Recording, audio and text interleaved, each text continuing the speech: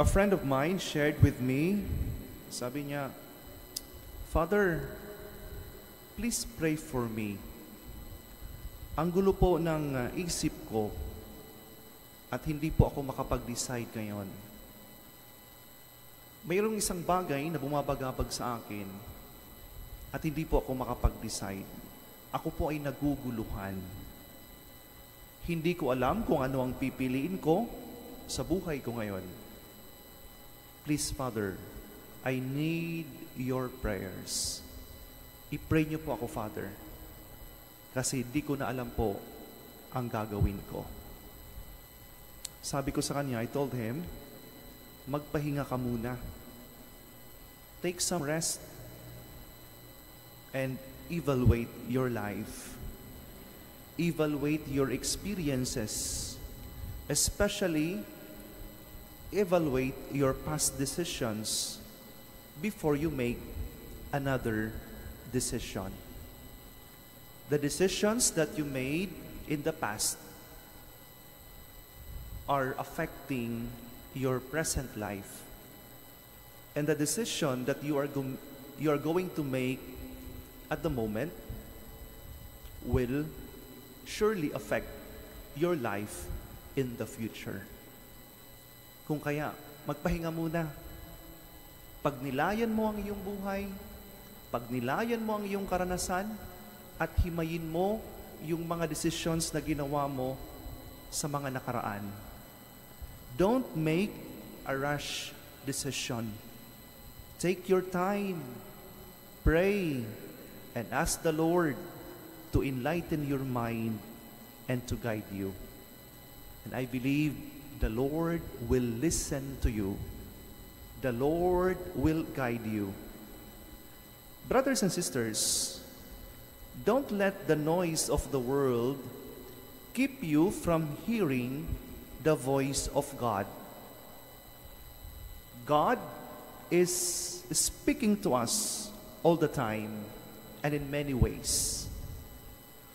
How many of us are not listening because His voice, the voice of God, and His message doesn't sound the way we want it to? That is why, brothers and sisters, we should not let the noise of the world around us keep us from hearing the voice of God, the voice of the Good Shepherd. Kung tayo ay makikinig sa dikta ng mundo, sa mga ingay at gulo sa paligid natin, we will surely not able to hear the voice of God speaking to us. Kung wala na tayong oras para makinig sa ating sarili, paano pa kaya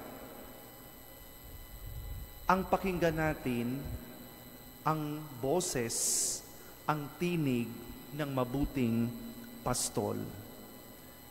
If we belong to the sheepfold of the Good Shepherd, we have to be faithful to Him.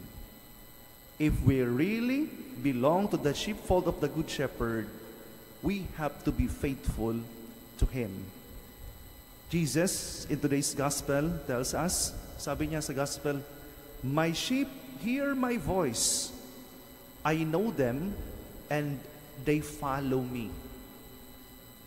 So, if we recognize Jesus as our shepherd, speaking to us, and we say that we belong to His sheepfold, kabilang tayo sa Kanyang kawan, therefore, we have to listen to the voice of the shepherd.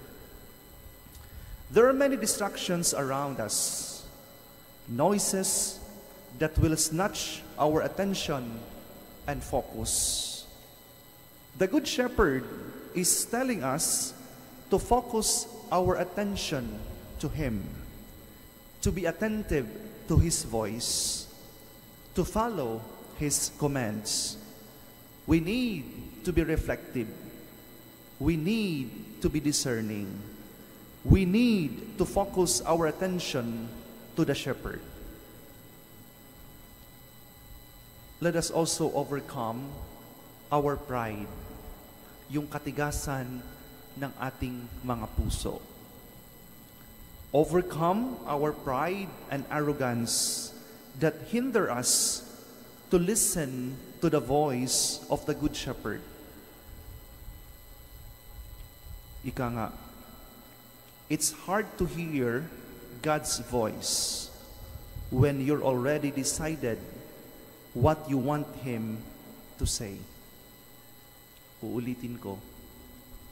It's hard to hear God's voice, the voice of the shepherd, when you're already decided what you want Him to say.